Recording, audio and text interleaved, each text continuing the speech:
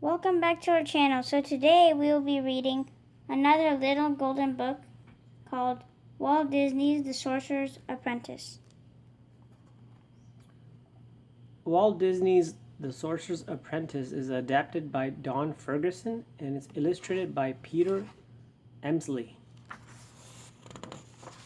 Long, long ago there lived a powerful sorcerer who had a young apprentice named Mickey. Every day the little apprentice swept the floors, polished the sorcerer's crystal ball, and carried water from the well to the sorcerer's magic pool. Late one afternoon, a bat was fluttering around the sorcerer's head. As Mickey watched, the sorcerer raised his arms and said, "Mutanus." The bat magically turned into a beautiful butterfly. But the trick had tired the old sorcerer. He yawned and put his sorcerer's hat down upon his table. Then he slowly walked up the stone steps to his bedchamber. Mickey was all alone in the sorcerer's workshop. Mickey couldn't take his eyes off the sorcerer's hat. He crept to the sorcerer's workbench, held the mysterious hat in his hands, and then placed it on his head. At that moment, Mickey felt full of magic. Mickey looked around the workshop. There, against the wall, stood his old broom. As he had seen his master do, Mickey raised his arms and said, "Mutanus." The broom began to glow. At Mickey's command, the broom handle sprouted arms, and its jaw divided into two legs. But the broom had come to life. But would it obey the commands of the young apprentice? Pick up the buckets," Mickey said. The broom obeyed. Mickey led the broom to the well. "Fill the buckets here," Mickey ordered the broom. Once again, the broom obeyed.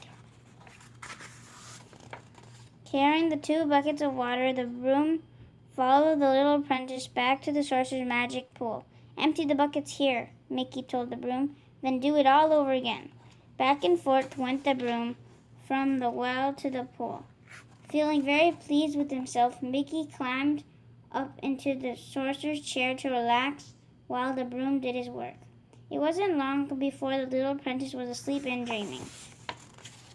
Mickey dreamed that he was the most powerful sorcerer in the universe. At his command, the stars danced and the planets whirled through the sky.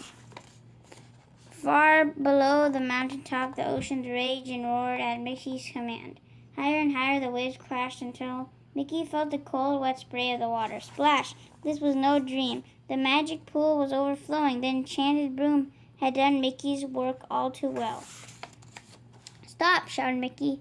The broom did not stop. It marched right over Mickey, dumped more water into the pool, and went back to the well. "Mutanus!" cried Mickey, but the broom did not obey. It filled its buckets instead. Frantic, Mickey snatched an axe from the wall and waited for the broom to return with its brimming buckets. Then he raised his arms and chop, chop, chop the broom into 1,000 splinters. All was silent for a moment.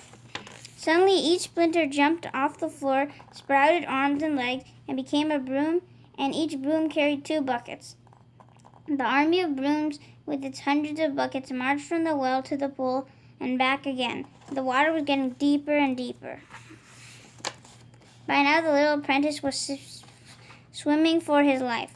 How he struggled to stay afloat. But when the sorcerer's book of spells floated by, Mickey climbed on top of it, turning the page as best as he could. He looked desperately for a spell that would stop the enchanted brooms. Suddenly the book began to spin. Mickey was caught in a whirlpool. He felt himself being pulled down, down, down. The last thing Mickey heard as he went under the thunderous voice of the sorcerer. "Mutanus!" boomed the sorcerer from the top of the stone step. Suddenly the water vanished and the army of marching brooms was no more.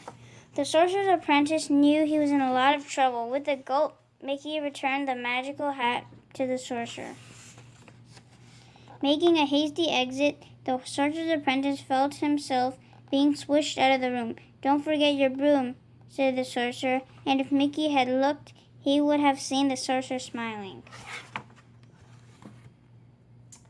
Hope you enjoyed the book read. Stay tuned for the next book read.